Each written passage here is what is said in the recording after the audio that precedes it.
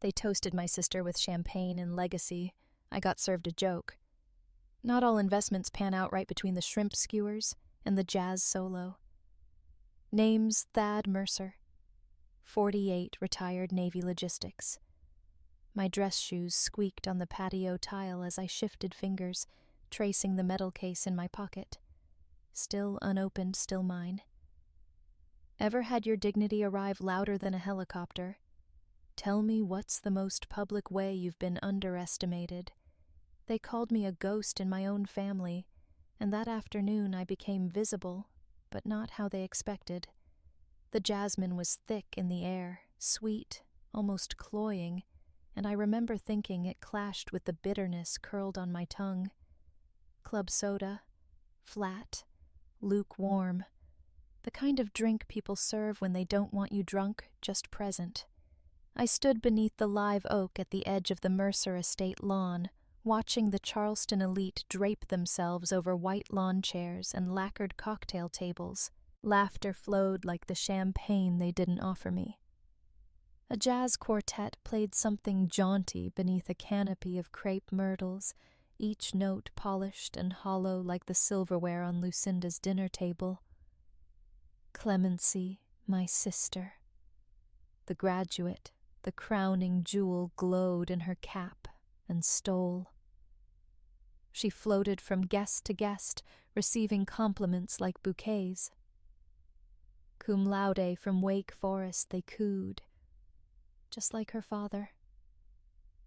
And a job lined up at the firm impressive. I adjusted the cuff of my jacket. Still military cut, still sharp at the seams, still 6 years out of place. Let's bring it in, everyone, my father called, lifting his glass. Winfred Mercer's voice was trained, courtroom polished, commanding, sugar-dipped for social effect. To my daughter, our rising star, the future of Mercer Row. Guests clapped. Clem beamed, and then he glanced my way. Some investments pay off beautifully, he said, raising his glass again. Others. A dramatic pause. Teach us tax-deductible patience. Laughter, polite, then growing. Someone even snorted. I smiled tightly and sipped the club soda, letting it linger at the back of my throat. My hand, damp with sweat, pressed a monogrammed napkin into a crumpled ball. The ink bled onto my palm. MWM. The Mercer family crest. My mother touched her pearls and offered me a smile brittle as spun sugar. It cracked before it reached her eyes. I turned my gaze to the lawn. The grass had been trimmed into submission green blades lined like soldiers. Beneath the soil always held secrets. Mold grubs, the roots of things people didn't want seen. Just like us. I thought I could get through the afternoon. I thought if I stayed still enough, quiet enough, they'd forget I was there. That was the plan. No eruptions. No confrontations. Just let them orbit the myth of Mercer Row while I faded into moss and memory. But then came the sound. A low hum. Barely audible over the jazz. It deepened fast. The first to notice were the older guests, their heads tilted upward as if the humidity had shifted. Then others followed, pointing, murmuring. The music stumbled to a halt. A champagne glass shattered. And there it was.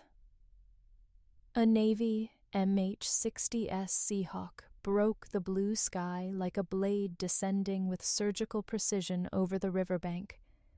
Wind whipped through the courtyard. Hats flew, dresses pressed flat against startled bodies. Lucinda's hand clamped her pearls like they might scatter. The helicopter's thrum shook the air. People ducked instinctively. Clemency's smile faltered, confused and radiant at once. And me, I didn't move. The helicopter touched down with a weight that felt biblical. The rotor wash sent napkins and canapes flying. Waitstaff scrambled to secure the tables. From the open side door, a uniformed officer stepped down. Crisp dress blues, gloved hand. No hesitation. He walked directly toward me. "Mr. Thaddeus Mercer," he said, voice loud over the dying roar. "We need you. Immediately." Gasps rippled through the crowd. Lucinda's lips parted, but no sound emerged. Winfred lowered his glass eyes, narrowed like he was trying to read a memo written in smoke. I didn't answer. I reached into my coat pocket and felt the cool edge of the metal case I never spoke of. It rested in my palm, solid, familiar, unopened. A reminder of things they never asked about. Then I stepped forward through the gust, through the silence, through the space between the man I had been and the one they'd tried to erase. And just like that, the ghost left the lawn. They said there was a loan I authorized, but the day I signed, I was halfway around the world, neck deep in red dust and silence. I followed Lieutenant Connor through the halls of the Charleston Annex, the kind of government building where ceilings sagged just enough to make you duck out of habit. The air buzzed with fluorescent fatigue, and somewhere down the hall a printer coughed without rhythm. He didn't talk much, which suited me. We turned left into a room the size of an unambitious storage closet. Inside, one desk, one terminal, 3 chairs too stiff for comfort. And the smell burnt coffee over toner ink, like someone had been trying to brew productivity. "You can sit," Connor said, motioning to the far side. "Our analyst will walk you through it. Just keep an open mind." I nodded. The analyst entered moments later. No name offered, just credentials clipped to her belt and a stride that told me she read numbers faster than people. She tapped a few keys, waited for the server to groan awake, then swiveled the screen toward me. "This is the procurement loan document," she began, her voice neutral but clipped. "Filed March 16th, 2021. Department of Defense Infrastructure Discretionary Line. Total value $1.87 million. I leaned in. There it was. My name. My rank. Even the last unit I'd served with correct to the comma. The signature at the bottom looked eerily like mine. Except my T had more lift in the tail. This one sagged like someone who practiced but didn't quite believe the motion. "Who filed this?" I asked. "Application was submitted via secure portal. Credentials used yours. The digital certificate checks out." But she clicked again. Here's the point of concern. A second window bloomed on the screen. An email thread. From Lucinda Mercer to Winfred. Mercer@mercerrow.com. Subject for DoD loan paperwork. Attachment Thad. POA scan. 2021 PDF. Text. Figured this might speed things along. Best Mom. I felt the breath catch at the base of my throat. "She sent a power of attorney form?" I asked. "Yes," the analyst said. "But it's not a valid one, at least not to our standards. It's a scan unsigned by a notary, time-stamped 2 days after the application was filed." Connor shifted behind me. "Could be a mismatch in systems. Or a placeholder file. Or something worse," I said, not quite meaning to speak aloud. The analyst clicked again. "We tracked the IP address used to submit the loan. It wasn't military. It geolocated to a private network in Charleston. Residential." I closed my eyes, did the math I didn't want to do. That address wouldn't happen to be... I hesitated. She rotated the screen again. The address blinked at me in black on white. 13 Wainscott Road, Charleston, SC. The Mercer Estate. I didn't realize I'd gripped the edge of the table until Connor placed a small bottle of water in front of me. I nodded without looking. Sir, the analyst said more gently now, this isn't just a technical issue. It's unlikely to be an accidental submission. The metadata suggests a deliberate chain of action. I exhaled slowly into my palm. My breath came back warm and faintly metallic. I used to breathe like that before stepping onto aircraft. Now it was in a finance room with no windows. Can I see the original file names? She handed me a manila folder labeled in clean Sharpie Mercer, non-standard. Inside were 4 sheets. The last one, a scan of my supposed signature, had the file tag Final 4TM PDF. Not even the decency to name me properly. I pressed my thumb into the folder's crease, feeling the soft give of paper long stored, but recently touched. Fingerprints, maybe. Intentions, definitely. Connor checked his watch. You good? Define. Good, Lieutenant. He gave a half-smile. Functional, then. I stood.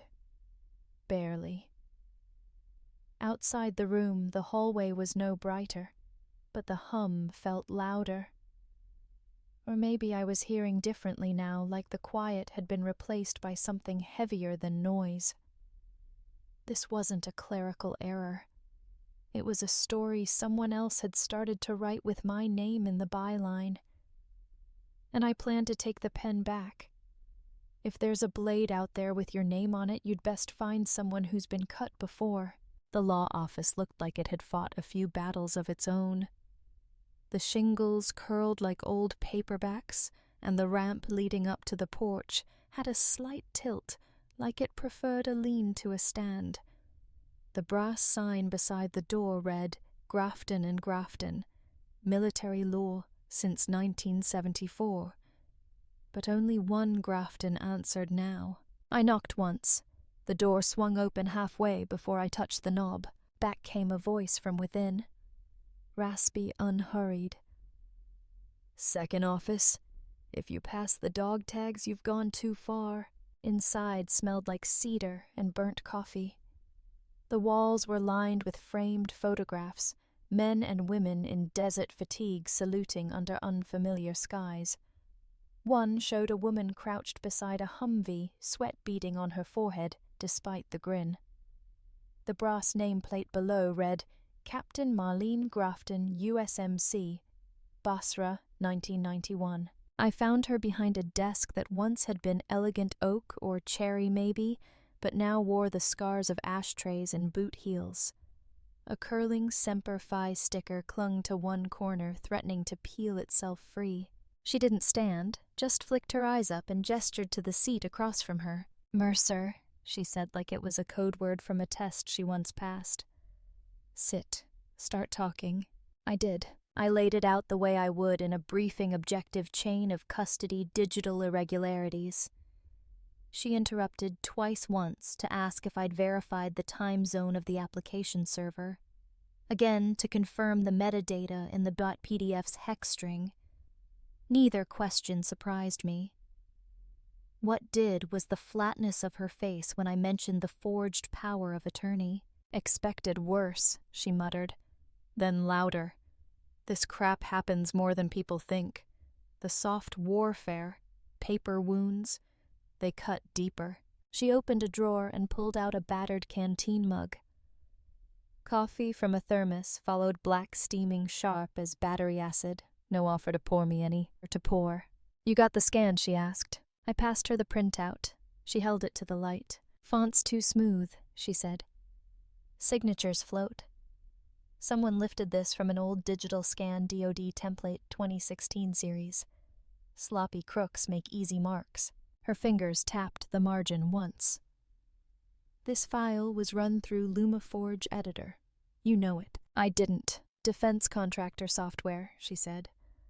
Banned by the DoD in 2020. Encrypted layers. Hard to trace unless you know where to look. Her eyes flicked up. Someone used a tool they weren't supposed to. Makes me think they weren't expecting anyone to check. I exhaled, leaning back. You don't seem surprised, I said. I spent a decade watching decorated families chew on each other like they were the last meal in the bunker, she said. Betrayal is a habit, not an event. You just didn't see it coming. I looked at the wall again. The Basra photo. She was younger there, but the posture hadn't changed. Why'd you stay in this line of work? I asked. She took a sip. Because someone has to show you where the knives are buried. I nodded. So, what now? Marlene leaned forward, elbows on the desk, tone sharpening. Now I ask the real question. You ready to file fire against your own bloodline? I didn't answer right away. There's no easy reply to that. Not when you're raised on Southern tradition and forced smiles, and the idea that family comes before fallout. She waited. Yeah, I finally said. If they lit the match, I'm not standing in the burn path. Her head tilted as if weighing the truth of it. Good, she said, because the law's only useful when you're willing to bleed by it. She pushed a folder across the desk. You need corroboration. Someone who stood next to you when the world didn't.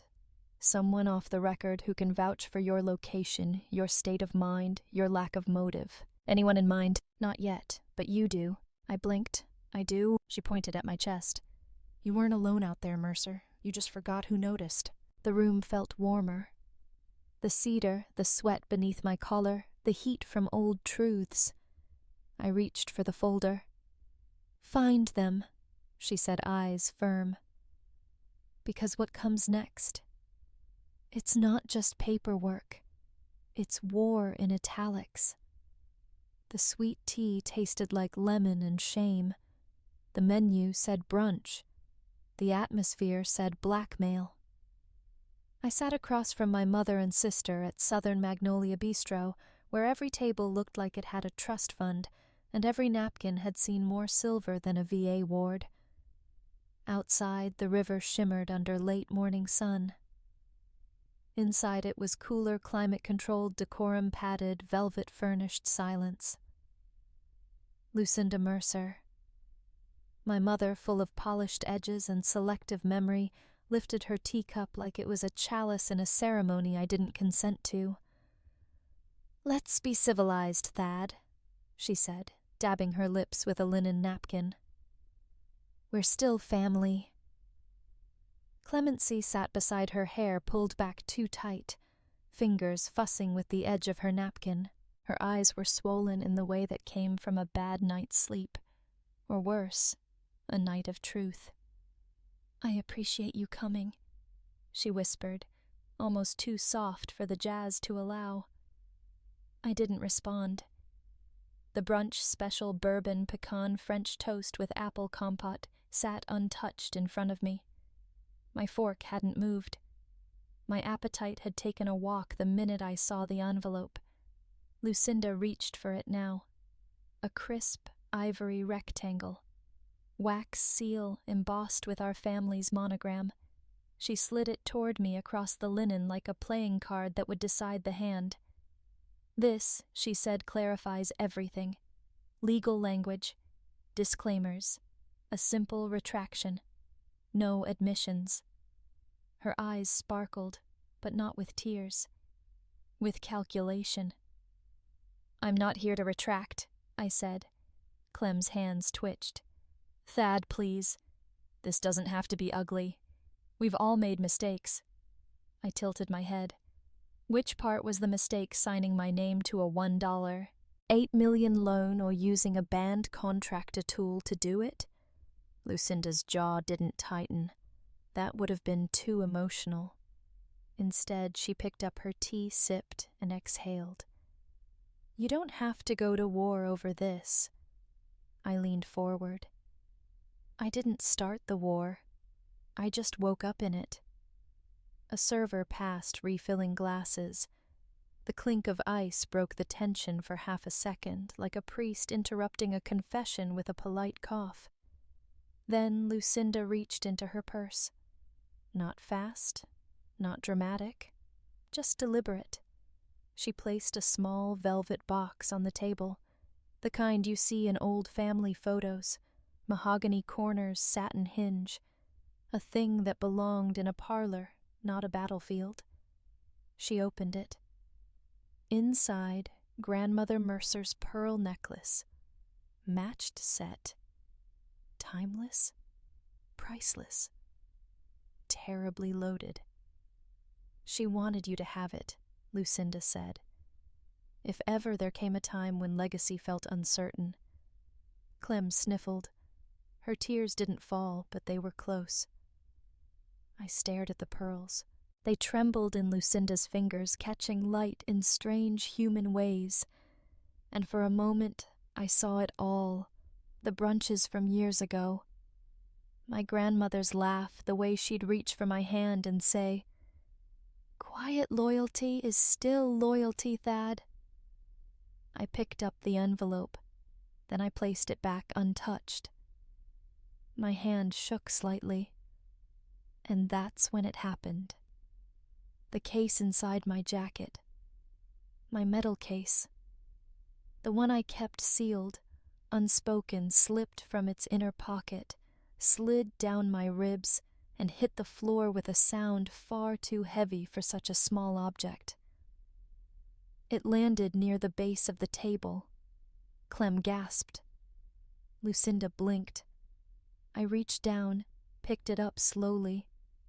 The brushed metal was scratched, the hinge dented barely but enough to feel with a thumb. Prop symbols don't break loud, they break soft.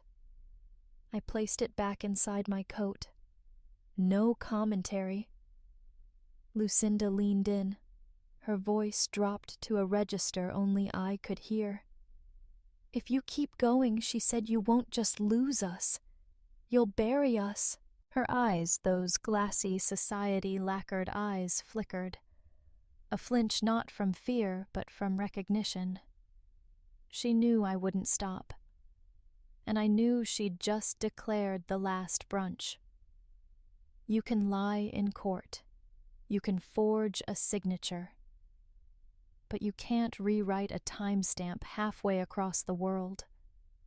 The archives room smelled like lemon cleaner and old confessions. Fluorescent lights buzzed overhead, an institutional hum, the soundtrack of buried truths. I followed Caleb down the narrow corridor between metal stacks, each shelf thick with deployment records, supply chain manifests, and the occasional sticky note left like a breadcrumb by someone chasing ghosts before us. "Still hate this place," Caleb muttered. "Smells like paperwork and regret." He pulled open a drawer labeled FITREP, SECT 7, 2021 Q1, flipping past names until he found mine. "Here." He slid the folder onto the table. Fitness report, March 2021. Djibouti to Yemen. Black site clearance. Off-grid confirmed. I flipped through the papers. Dated orders. Unit dispatch. A satellite printout with redacted coordinates.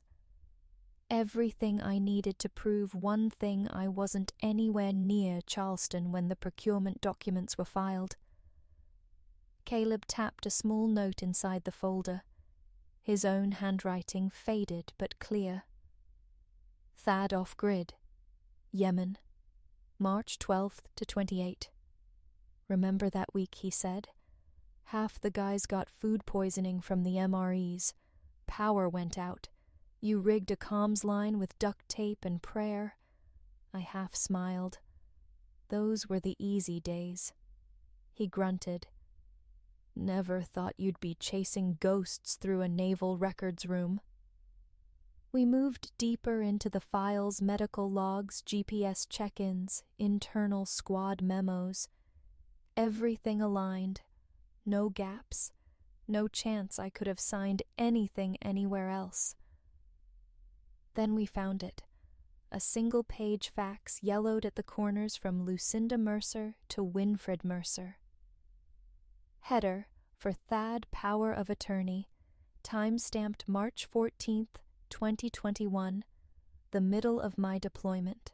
No signature from me, just Lucinda's. But the real kicker.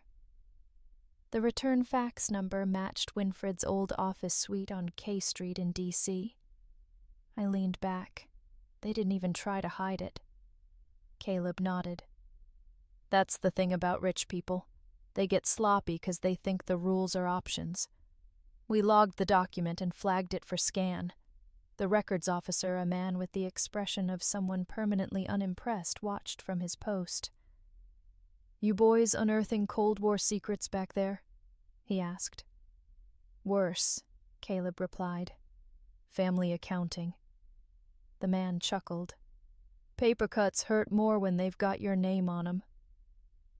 I didn't laugh. A few minutes later, Caleb pulled out another file, one from the base communications log. Here. He pointed. March 15th. Call initiated from this location to a number tied to Mercer Row Holdings. Insurance inquiry. Routine check. I squinted. So, he flipped the page. Call was recorded. Policy compliance. We can request the transcript. Who made the call? He tapped a line. Caleb Rigsby. That's me. I was calling for a missing supply order. You spoke to my father. Yeah, he said. He was polite. Asked how you were. Told me not to worry about paperwork back home. Lucinda's handling it. Caleb mimicked the tone. Cold. Easy. Practiced. The last nail came from the digital team. I watched the records officer open an email on his secure terminal. Here's your smoking gun, he said, eyes flicking across the screen. A forensic trace. The original digital signature file, the one pasted into the fake DoD form, was lifted from a 2019 training document stored on a shared Mercer Row network drive. Edited March 13th, 2021. Submitted the next day. IP address, Suite 820 K Street, D.C. Winfred's office. It wasn't just sloppy. It was traceable. I stood still for a long moment, palms flat against the table. Somewhere down the hallway, a shredder whirred softly, someone else discarding what we'd just proven. Then my phone buzzed. Grafton, I answered. Yeah. You sitting down? Why, the hearing's been moved up. 1 week. My mind spun. That soon they're trying to catch you unready. Too bad you're not. She hung up. I looked at Caleb. Time to move. He smirked. We done here? I closed the folder. No, but they're about to be. I walked into that room wearing everything they tried to erase, my name, my record, my truth, stitched into my uniform. The hearing chamber at the Federal Civilian Review Board felt less like a courtroom and more like a cathedral of consequences. Walnut-paneled walls, flag stands so polished they mirrored your conscience. A long table stretched under recessed lights where 3 officials sat like judges out of myth, expressionless, still already halfway convinced by whoever spoke last. I adjusted my collar and took my seat beside Grafton. Outside I had heard the cameras click like a countdown. Inside the silence could cut granite. Winfred sat opposite, flanked by a man with a haircut, expensive enough to signal defeat in style. Lucinda to his right, her gloves still on one hand gripping the edge of the legal pad like a vice. Clemency sat further down. Pale. The necklace she once wore now gone. I want to remind everyone, the lead official began, that this is a fact-finding inquiry. We are not here to assign criminal culpability. We are here to review the legitimacy of documents submitted under federal authorization. Grafton didn't blink. She stood slowly. For the record, she said, I represent Thaddeus Mercer, former commander, now retired Military Finance Corps, decorated.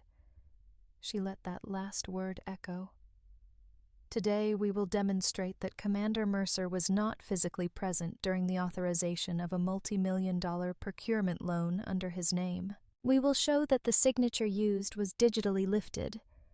The document originated from an unapproved civilian IP address, and that the beneficiaries, intentional or not, resided within his immediate family. She turned on the projector. Slide 1. My deployment logs. Slide 2. Timestamped emails with Lucinda's forwarding metadata. Slide 3. IP logs mapping to K Street, D.C. Winfred's office. The room didn't move, but the air grew heavier. Then came the ID. Grafton clicked again. On screen, a forged Georgia state ID bearing my photo 2 years expired, filed from Winfred's corporate server. Constructed, she said, to complete a federal document requiring 2 forms of ID. This gentleman is not just a clerical mistake. It is orchestration, Winfred's lawyer whispered into his ear. I caught fragments. Parental concern. Not theft. Optics. Legacy.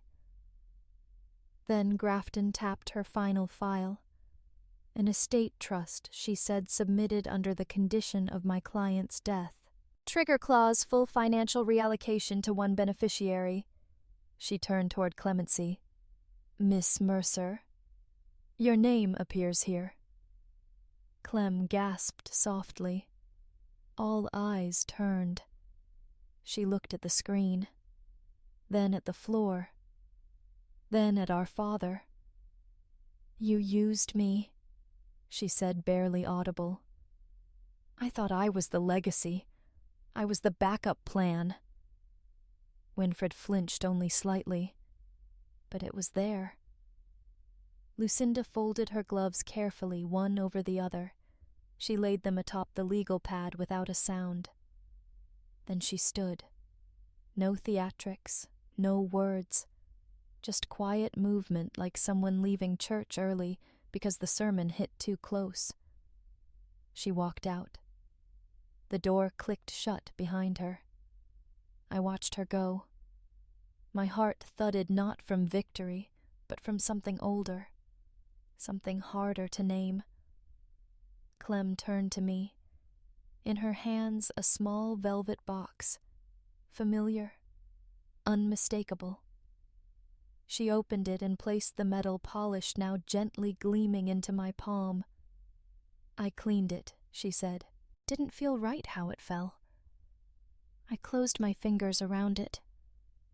It felt heavier than before. The hearing wasn't over, but the silence left in Lucinda's absence said more than any verdict. Truth doesn't end in applause. It ends in a room full of people who know who you really are and stay anyway. The rain outside Old Glory Tavern was light but steady, like a faucet someone forgot to close. It tapped the windows in rhythm with the slow drawl of country blues on the jukebox. Inside, the light was amber and low, the kind of place where no one looked twice at a man carrying weight in his eyes. I didn't say anything when I walked in, just nodded toward the bar, found a stool 2 down from Caleb, and placed the metal box on the counter. No speech, just presence. Caleb slid a cold bottle my way. Toast, he offered. I didn't lift the beer, just looked at the condensation slipping down the glass like it had somewhere else to be. He raised his, to finishing it. I let the bottle clink against his just enough sound to mark the moment. You know, he said, you didn't just win, Thad. You finished it with honor and tact. That's rarer than the medal. I glanced at the box. A water ring was forming beneath it, the lacquered wood softening under barroom sweat and old ghosts. Then he said it. I was the whistleblower, the one who flagged the audit anomaly last fall. I turned to him, surprised but not stunned. You. He nodded. Didn't know how deep it went. Just knew something smelled wrong. Then I saw your name on that POA and knew it wasn't your hand. I exhaled slowly. Why didn't you tell me? You had to get there yourself. Otherwise it wouldn't stick. We sat like that for a while, letting the quiet do the heavy lifting. A pair of retired SEALs nodded at us from the corner booth, eyes crinkling with something like recognition, or maybe relief. Then Grafton arrived. She walked in wearing a navy trench coat, no umbrella. Raindrops still clung to her sleeves like she hadn't noticed or cared. She handed me a thick envelope sealed with a red stamp. Mercer Rose Asset Freeze, she said. Board ratified it an hour ago. It's done. I didn't open it. Will it hold? She gave me a look. Long enough. She glanced at the metal box, then leaned in. You've got your name back. Thaddeus? Question is, what are you going to do with it? I didn't answer. Not right away. My phone buzzed. A message from Clem. I understand now. That was all. No apology, no defense, just understanding. I stared at the screen, then slid the phone away. I opened the box. The metal shone even in the dim light. Polished. Whole. Like the part of me that finally stopped hiding. I held it in my hand, felt the weight, the warmth from the wood, the echo of everything I almost lost. And I said, maybe it's time to stop being quiet. Caleb smiled. Grafton nodded once tight like she'd been waiting. Outside, the rain softened into mist.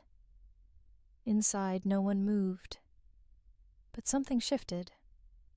The kind of shift you don't see in headlines, only in the people who stay. I never got a statue. I never wanted one. I got something better, a future, with no conditions. The Low Country Watchman Community Center smelled of fresh paint and clean hope, the kind that hadn't been tested yet, but still knew how to stand tall. Sunlight poured through tall windows, casting long rectangles across the tile floor, where veterans and their families wandered half curious, half reverent. A folding table near the front held coffee name tags curling at the corners, and a single velvet box sitting quietly at the edge. No plaque bore my name.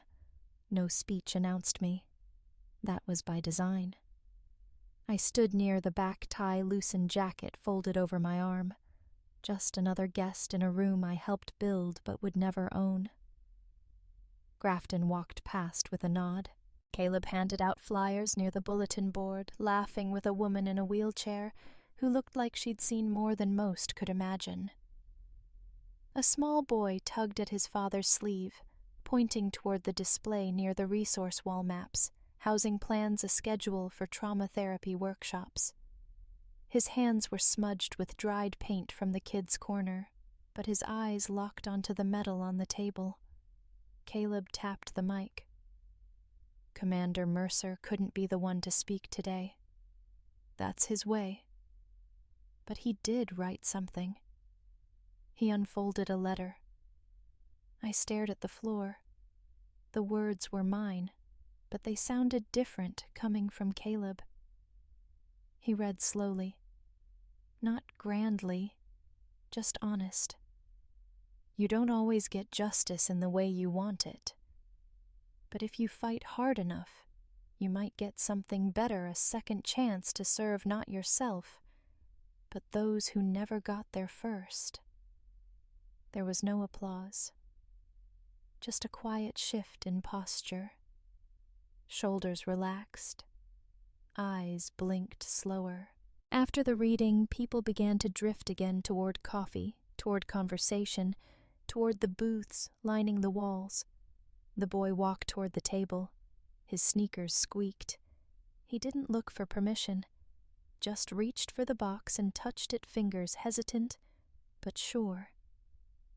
I stepped closer, dropped to one knee beside him. "You know what that is?" I asked. He shook his head wide-eyed.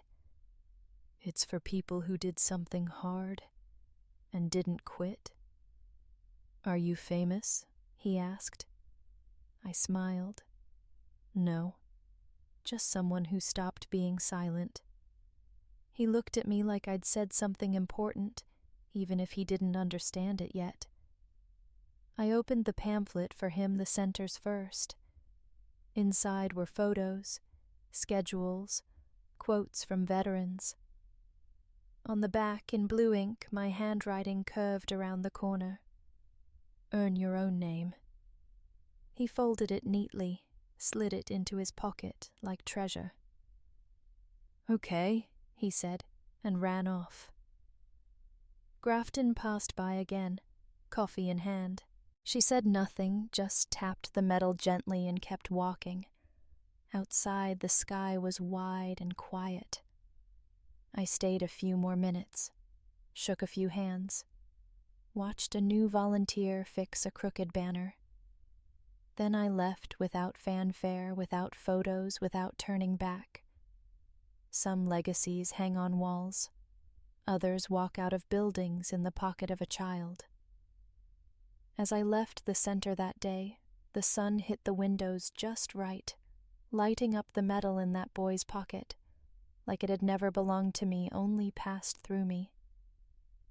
The air smelled of fresh paint and something sweeter second chances. It's strange what repairs a man. Not applause or apologies, but a small hand reaching for something heavy and holding it gently. Sometimes the most honest legacy isn't a name on the wall, it's a folded paper in someone else's coat, reminding them to try. So, tell me, have you ever found healing in a place you didn't expect? If this story stirred something, I'd love to hear your own. Or stick around, we've still got stories worth telling.